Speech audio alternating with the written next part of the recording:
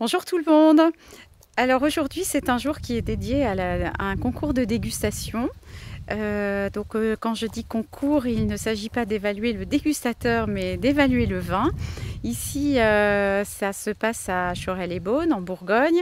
C'est un concours qui est organisé chaque année par le groupement des jeunes professionnels de la vigne et du vin qui soumettent 3 échantillons de leur production à un panel de dégustateurs qui est composé soit de vignerons, soit de cavistes, soit d'amateurs, soit de dégustateurs, journalistes, professionnels.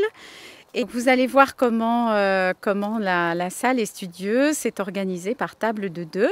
Nous sommes chargés de mettre une note et puis sortiront vainqueurs ou lauréats les vins qui auront été les mieux notés. Et puis ensuite vous aurez l'interview. Je vais interviewer Chloé Chevalier qui est présidente du groupement des jeunes professionnels de la vigne et du vin. À tout de suite.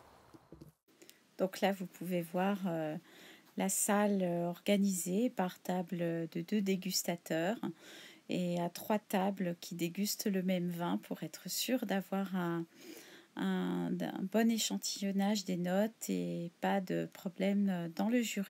C'est Marie-Antoinette pour Culture Wine TV. Je vais interviewer Chloé Chevalier, présidente du groupement des jeunes professionnels de la vigne et du vin en Bourgogne. Bonjour Chloé, on est venu ce matin, tu nous as conviés dans le cadre de la présidence du groupement des jeunes professionnels de la vigne. Oui.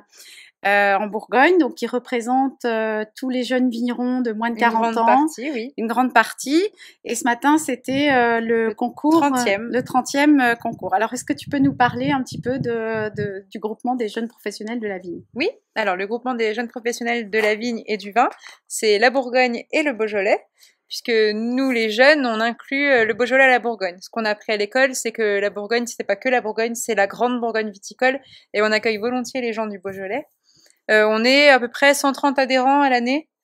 On aimerait que ça tende à plus. Après, bon, les jeunes maintenant sont presque revenus comme avant, être un peu chez eux, être un peu bien assis. Mais c'est vrai que tous ceux qui sont adhérents au GJPV, on partage énormément de choses.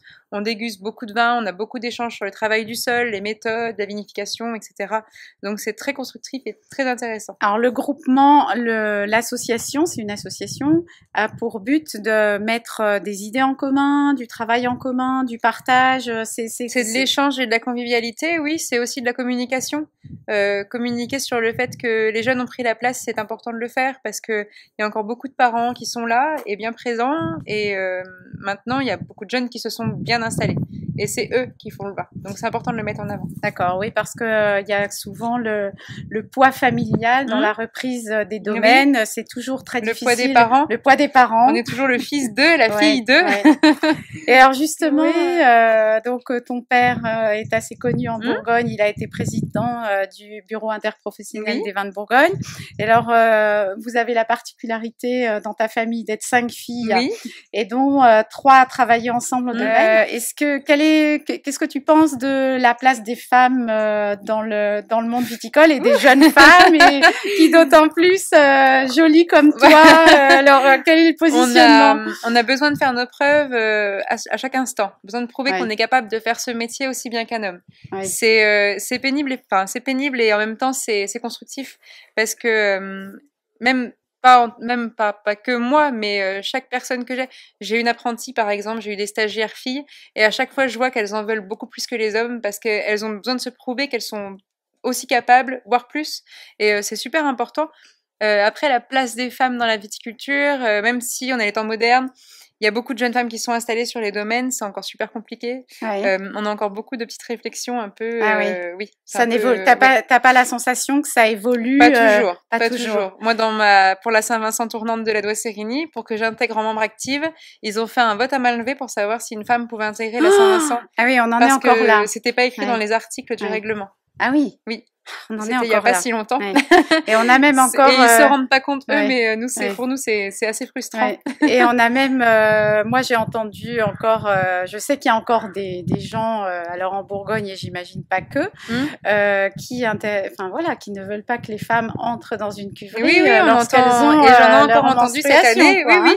Mais j'en ai encore entendu cette année. Ouais. Ouais. Donc, heureusement, moi, j'ai pas ce problème parce que sinon, on aurait du mal à faire du vin. Alors, mesdames, on compte sur votre soutien et comptez sur le mien pour soutenir les femmes et femmes de vin. Est-ce que tu es membre de Femmes et Vins de Bourgogne? Oui, tout à fait. Ouais, avec ma sœur, on en fait partie depuis un certain moment. Je ne sais plus combien d'années, mais il y a encore du travail sur le genre. Alors, dans l'association, ça va parce qu'on est bien connus. Après, c'est vrai que bon, c'est une association qui porte le mouvement pas féministe mais féminin plus haut, qui dit que bon bah effectivement il y a bien des femmes dans la viticulture et c'est bien de le signaler. On a créé un groupe, c'est pas un groupe de féministes du tout, et c'est vraiment pour se mettre un peu en avant et pour faire entendre qu'on est là aussi et qu'on peut faire aussi bien. Ok.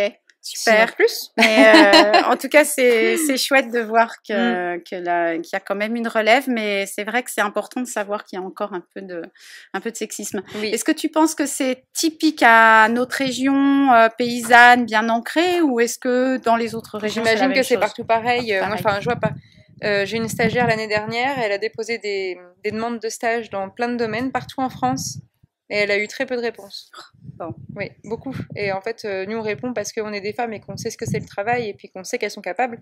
Mais il y a beaucoup de domaines où il n'y a que des hommes parce qu'ils ne veulent être qu'entre hommes parce qu'ils s'imaginent que les femmes n'ont pas leur place. Donc il faut vraiment, sont pas capables, vraiment qu'on arrive à faire comprendre que voilà, qu'on n'est plus dans la lutte des sexes et de l'égalité, etc. C'est bien au-delà de ça, mais c'est que la femme a vraiment à apporter à sa place et elle y arrive totalement. Mais elle a encore plus de volonté du fait d'avoir envie de faire mieux. En tout cas, tu fais des jolis vins. Bon, bah tant pis. Bien. Et merci de ton interview. Il n'y a pas de quoi. Avec plaisir. À bientôt.